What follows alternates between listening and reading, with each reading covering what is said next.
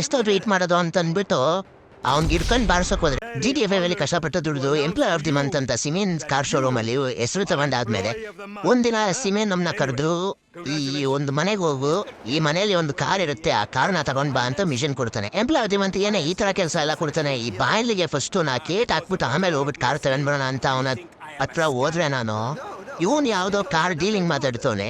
ಒಳ್ಳೆ ಕಸ್ಟಮರ್ ಮುಂದೆ ಯಾಕೆ ಇಟ್ಕೊಂಡು ಬಾರಿಸೋದು ಅಂತ ಅಂದ್ಬಿಟ್ಟು ನಾನು ವೆಯ್ಟ್ ಮಾಡ್ತಾ ನಿಂತಿದ್ರೆ ಅಲ್ಲಿ ಮಾತಾಡ್ತಾ ಇದ್ದೇನೆ ಅರಿಕತೆ ಎಲ್ಲ ಮಾತಾಡ್ದ ನಿಂತವನೆ.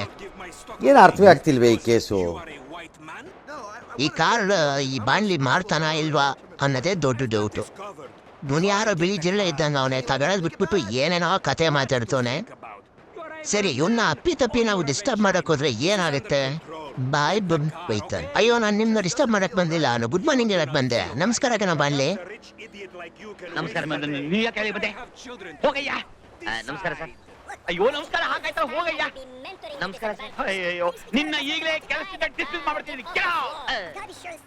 ನಾನು ವೆಯ್ಟ್ ಮಾಡಿ ನೋಡಿದೆ ಎಷ್ಟೊತ್ತು ವೆಯ್ಟ್ ಮಾಡೋದು ಅಂತ ಅಂದ್ಬಿಟ್ಟು ಅವ್ನಿಗೆ ಇಟ್ಕೊಂಡು ಬಾರ್ಸೋಕೆ ಹೋದ್ರೆ ಮಿಷನ್ ಫೇಲ್ಡ್ ಆಗೋಯ್ತು.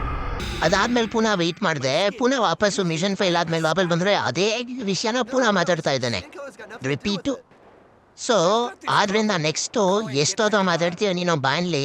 ಅದಾದ್ಮೇಲೆ ನಾನೇನು ಮಾಡಿದೆ ಅಂತಂದರೆ ಗನ್ ತಗೊಂಡು ಶೂಟ್ ಮಾಡೋಣ ಅಂತ ಗನ್ ತೆಗೆದ್ರೆ ಪುನಃ ಮಿಷನ್ ಫೇಲ್ಡ್.